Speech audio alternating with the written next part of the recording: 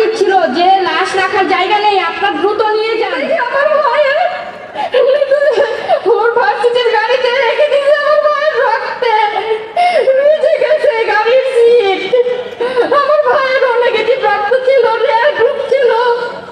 আমার ভাই রক্ত ঝরে শেষ হয়ে গেছে। আমার ভাইয়ের বুকে গুলি করেছিল, একটা গুলি আমার ভাই সব রক্ত শেষ করে দিয়েছে। আমার ভাই সব ঘরে নিঃশ্বাস নিতে পারি না। আমার পানি হয়ে আসে, আমার একমাত্র ভাই এই দেশের জন্য শহীদ হয়েছে। যেদিন 5ই আগস্ট দেশ স্বাধীন হয়েছে, সেদিন সবাই খুব আনন্দ নিয়ে গণভবনের দিকে রওনা দিয়েছে। সবাই খুব উচ্ছ্বাস করছিল, সবাই লাইভ আসছিল। আমার ফ্রেন্ডের যারা অনেকে দেখছিলাম, সবাই লাইভে চলে আসছে, খুব উচ্ছ্বাস নিয়ে গণভবনের দিকে রওনা দিচ্ছে। কিন্তু আমি খুব আতঙ্কিত ছিলাম, কারণ আমার ভাই ততক্ষণে পোস্ট করেছে ফেসবুকে। ওর শেষ পোস্ট ছিল যে আশুলিয়া থানা পুলিশ আত্মসমর্পণের, দেশ স্বাধীন হওয়ার পরেও আশুলিয়া থানা পুলিশ আত্মসমর্পণের ঘোষণা দিয়ে গুলি করেছে। আমার ভাইয়ের আঙ্গুলে গুলি লেগেছিল, সেই ছবি দিয়ে এই লেখা দিয়ে শেষ পোস্ট করেছিল আমার ভাই। সে পোস্ট দেখার পর থেকে আমি, এর আগে ওর সাথে আমার 2বার কথা হয়েছিল, 5 তারিখে মোট 3বার কথা হয়েছে। একবার কথা হয়েছে তখনও দৌড়াদৌড়ি করে আমার সাথে কথা বলতেছে। আমি বললাম যে তুই কোথায় আছিস, বলে আমি রাস্তায়, কারণ আমি জানি আমার ভাই আন্দোলনে যেত। এইরকম একটা কোনো আয়োজনে কেউ উপস্থিত হয়েছে পারছেন কিনা আমার বিশ্বাস হয় না কেউ উপস্থিত হতে পেরেছেন। অনেকে অনেক আনন্দ নিয়ে এখানে উপস্থিত হয়েছেন, কিন্তু আমি ব্যক্তিগতভাবে কোনো আনন্দ নিয়ে এখানে উপস্থিত হতে পারি নাই।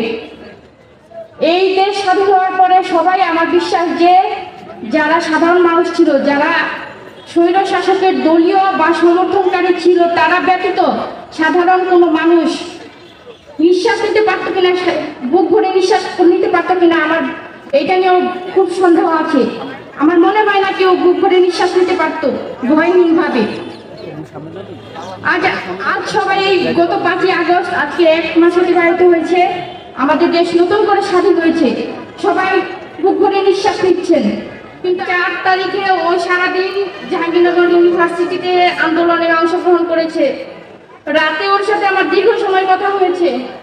তারপর ওকে আমি বারবার বলেছিলাম সাবধানভাবে আন্দোলনে যেহেতু অংশগ্রহণ করছে, ও যেন নিজের সেফটিটা মেনটেন করে চলে। তারপর 5 তারিখে ওর সাথে আমার যখন কারফিউ দিল নতুন করে, তখন আমার ভেতরে খুব আতঙ্ক কাজ করছিল যে আবার যেহেতু কারফিউ দিয়েছে, হয়তো আবার ইন্টারনেট বন্ধ করে আবার হত্যাযজ্ঞ চালাবে, যেভাবে 18 জুলাই চালিয়েছিল। সেই আতঙ্ক থেকে 5 তারিখ, আমার 4 তারিখ সারা রাত আমার ভালোভাবে ঘুম হয়নি। 5 তারিখে ঘুম ভাঙার পর থেকেই আমার খুব অস্থির লাগছিল। আমি 5 তারিখে বারবার আমার ভাইকে ফোন দিচ্ছিলাম, ফোন রিসিভ করতেছিল না। আর পরবর্তীতে আমি জানতে পারলাম যে আশুলিয়াতে সকাল 9টা থেকে গোলাগুলি শুরু হয়েছে। আশুলিয়া থানা পুলিশ, স্থানীয় যে আওয়ামী লীগ, ছাত্রলীগ, স্বেচ্ছাসেবক লীগের যারা ছিল, সবাই মিলে এই বাইপেলকে ছাত্রদের দখলে যেন না যেতে পারে, বাইপেল ছাত্ররা যেন আন্দোলনে একত্রিত না হতে পারে, সেই জন্য এই পুলিশ সহ আওয়ামী লীগের সকলেই এই গোলাগুলি শুরু করে দিয়েছে সকাল 9টা থেকেই। আমার সাথে যখন কথা হয় আমার ভাই, তখন জানালো যে ও রাস্তায়। আমি বললাম লোকেশন কোথায়, বললো বাইপেলে। আমি বললাম পরিস্থিতি কি, বলে গোলাগুলি হচ্ছে। আমি বললাম একটু সরে যা তুই, বলে ভাগ্যে যা আছে তাই হবে। আমার ভাই এই স্বৈরাচারের বিরুদ্ধে আন্দোলন করে ওকে পদত্যাগ করা এবং এই দেশকে মুক্ত করা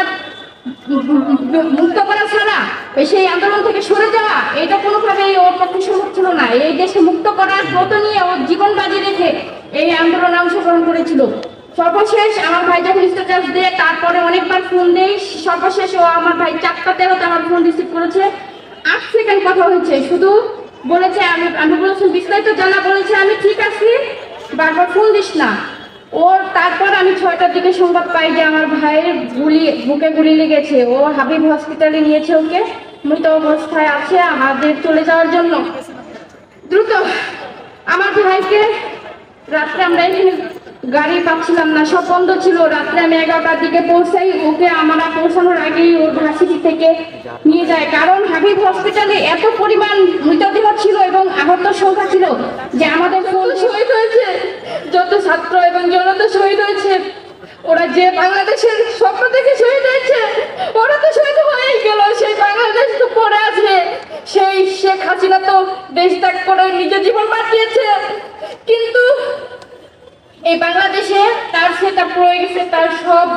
তার তার মনের মতো সবাইকে সে সব জায়গায় প্রশাসন থেকে শুরু করে সব জায়গায় সেট আপ করে দিয়ে গেছে। এই বাংলাদেশের অনেক সংস্কার প্রয়োজন, অনেক পুনর্গঠন প্রয়োজন। আমি আমার ভাইয়ের ডেথ সার্টিফিকেটটাও সঠিক পাইনি। দেশ স্বাধীনের পরও 6 তারিখে যখন ওর ভার্সিটি থেকে জানাজা শেষে আমরা নিয়ে আসছি সোহরাওয়ার্দীতে, ওর ভার্সিটির টিচাররা সহ আমরা নিয়ে আসছি ডেথ সার্টিফিকেট জন্য। সোহরাওয়ার্দী থেকে বলেছে যে উপরে নির্দেশনা আছে, আমরা কোনো গুলিবিদ্ধ হওয়ার সার্টিফিকেট দিতে পারবো না। এটা আমাদের আগের যে রেজিস্টার ছিল সেটা ডিবিএ এসে নিয়ে গেছে। এই যে দেশ স্বাধীন হয়েছে 5 তারিখে, 6 তারিখেও তারা বলছে যে উপরে নির্দেশনা আছে, এই সেটআপটা চেঞ্জ করতে হবে। তার পরবর্তীতে আবার আমি হাবিব হসপিটাল থেকেও আমার ডেথ সার্টিফিকেট সংগ্রহ করার চেষ্টা করছি, ডকুমেন্ট সংগ্রহ করার চেষ্টা করছি, যে ওখানে ওকে নেওয়া হয়েছে, সেই রেজিস্টারটা পর্যন্ত আমাকে দেখতে দেওয়া হয়নি। এই যে সেটআপটা, এই স্বৈর শাসকের যে সেটআপ, এটা চেঞ্জ করতে হবে। আমাদের বাংলাদেশকে আবার পুনর্গঠন করতে হবে। আমার ভাই সহ সকল শহীদরা তাদের জীবন বিসর্জন দিয়ে গেছে, কিন্তু আমাদের কাজ শেষ হয় নাই। ওদের দায়িত্ব হয়তো ওরা পালন করে দেশকে স্বাধীন করেছে, কিন্তু বাকি যারা ছাত্র এবং জনতা এই আন্দোলনে অংশগ্রহণ করেছিলেন তারা সবাই যদি ঘুমিয়ে যায় তাহলে দেশটা আবার ধ্বংস হয়ে যাবে। দেশটাকে ধ্বংস হতে দেওয়া যাবে না কোনোভাবেই। দেশটাকে পুনর্গঠন করতে হবে। এই ছাত্র যারা এই আন্দোলনে ডাক দিয়েছিল, আর ছাত্রদের এই ডাকে সাধারণ জনগণ যেভাবে অংশগ্রহণ করে সবাই মিলে এই দেশটাকে স্বাধীন করেছে দ্বিতীয়বার, সেই স্বাধীনতাকে রক্ষা করতে হবে। আমরা জানি যে স্বাধীনতা অর্জন করা যতটা সহজ, রক্ষা করা কিন্তু তার চেয়ে বেশি কঠিন। তাই এই শহীদদের ভুলে সাথে সাথে আমরাও যদি ঘুমিয়ে যাই হবে না। ওরা হয়তো জীবন বিসর্জন দিয়ে ঘুমিয়ে গেছে, আমরা জেগে জেগেও যদি ঘুমিয়ে যাই হবে না, জীবিত থেকেও যদি ঘুমিয়ে যাই হবে না। আমাদের জেগে থাকতে হবে এবং খুব সজাগ এবং সতর্ক থাকতে হবে। আমাদের এই দেশকে পুনর্গঠন করতে হবে। আমি বিশ্বাস করি যে ছাত্র জনতার সমন্বয়ে, যেহেতু এই স্বৈরশাসকের হাত থেকে আমাদের দেশকে আবার দ্বিতীয়বার স্বাধীন করা সম্ভব হয়েছে, ঠিক সেইভাবেই এই ছাত্র এবং নাগরিকদের সমন্বয়ে ঐক্যবদ্ধভাবে সবাই মিলে আবার আমরা এই দেশটাকে পুনর্গঠন করতে। আমার ভাই মানারাত ইন্টারন্যাশনাল ইউনিভার্সিটিতে তৃতীয় বর্ষের স্টুডেন্ট ছিল। আমার ভাই খুবই মেধাবী ছিল। আমার ভাইকে ওর ভার্সিটির ওর ডিপার্টমেন্টের টিচার আইনস্টাইন নাম দিয়েছিল। আমার ভাই এত মেধাবী ছিল। আমার ভাই পাশাপাশি একটা সার্ভিসিং সেন্টার খুলেছিল আশুলিয়াতে। ও যে ওখানে থেকে নিজের পার্ট টাইম জব করে এবং নিজের সার্ভিসিং সেন্টারে টাকা দিয়ে নিজের পড়াশোনা নিজে চালাতো। তো আমার ভাই আশুলিয়ায় আশেপাশে যে স্পটগুলোতে আন্দোলন হতো সেখানে অংশগ্রহণ করতো।